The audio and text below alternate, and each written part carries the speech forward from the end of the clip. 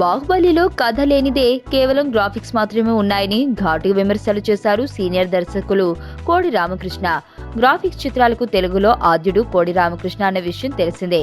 బాహుబలి కంటే ఈగా చేసిన సమయంలో రాజమౌళికి పద్మశ్రీ ఇచ్చి ఉంటే గౌరవంగా ఉండేదని అన్నారు కోడి రామకృష్ణ. కథకు సాంకేతిక అంశాలు తోడవ్వాలి కానీ సాంకేతిక అంశాలకు కథ ఎప్పుడు తోడవ్వకూడదని బాహుబలి అదే అని అన్నాడు.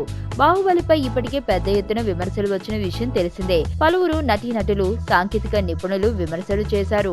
అయితే అవన్నీ పక్కన పెడితే తెలుగు చలనచిత్ర చరిత్రలో కని విని ఎరుగని వసూళ్ల ప్రభంజనాన్ని సృష్టించింది బాహుబలి.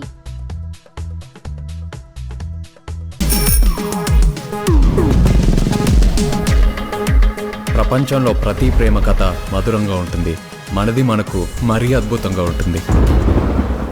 నా ఫీలింగ్స్ ఎక్స్ప్రెషన్స్ అన్ని పేపర్ మీద రాసి తనకి ఇస్తాను రా. అవసరమా రా ఇదంతా? ఇన్ఫాచ్యువేషన్ రా. రే, అమ్మాయిని చూసిన వెంటనే అలా